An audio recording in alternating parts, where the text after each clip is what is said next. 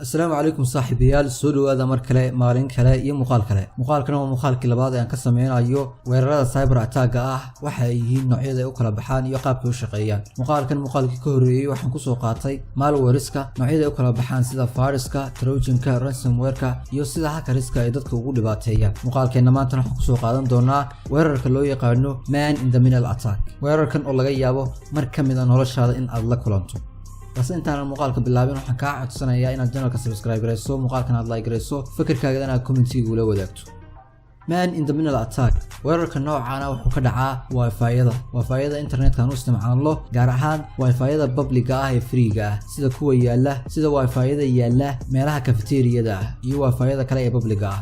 hackerska yaqaana sida loo sameeyo weerarada noocan ah waxay isku dayi doonaan inay soo kala dhex galaan userka isticmaalaya internetkaasi iyo routerka isla markaana ay la socdaan dhaqdhaqaaq walba oo userkaasi internetka uu ka sameynayo hadii aan lahayd website-yadii uu booqday waxyaabihii uu la soo degay iyo informationada xasaasiga ah sida hadii uu login sameeyo oo emailkiisa ama baraha kale ee bulshada uu ku leeyahay login uu ku sameeyo iyo sidoo kale bank information loginkiisa iyo waxyaabaha kale xasaasiga ah waxyaabahaas oo dhan markaa u sahlanaayo hackerka inuu si fudud u ku xado haddii aad tahay qof isticmaalo badanaa wifi-yada public ah waxa laga yaabaa mar kamid ah noloshaada inay ku soo marto ama uu ku soo maro weerarka noocaana macnaheedu ma aha uu ku soo mari doonaa laakiin waa laga yaabaa sidaa darteed waxaa wanaagsan inaad ka fogaato isticmaalida wifi-yada public ah haddii aad u baahataa oo aad ka fursan weydana in aad isticmaasho VPN-nadu waxa ay leeyihiin adeegyo badan oo secure ah sida in aad IP address-ka bedelan karto location-ka aad bedelan karto iyo adeegyo kale oo dheeraad ah oo u diidayo hackerka inuu system-kaada ama device-kaada si fudud ku soo dhex galo sidoo kale waxa wanaagsan website-ka aad booqanayso inuu leeyahay SSL certificate marka waxa weeyaan internet applications-ka ama website-yadu waxa ay isticmaalaan protocol la yiraahdo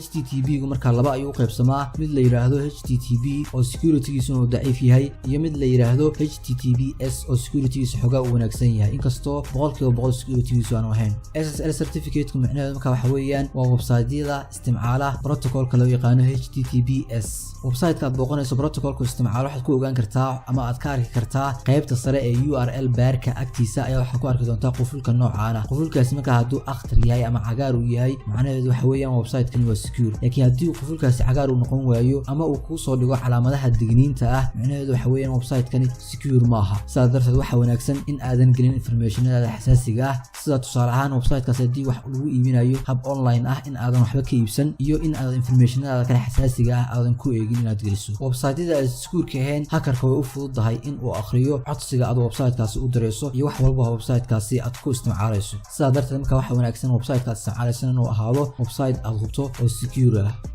muuqaalkeena maanta intaas ayaan ku soo koobayaa muuqaalkan xiga intaan ku kulmayno sidaa iyo nabadgelyo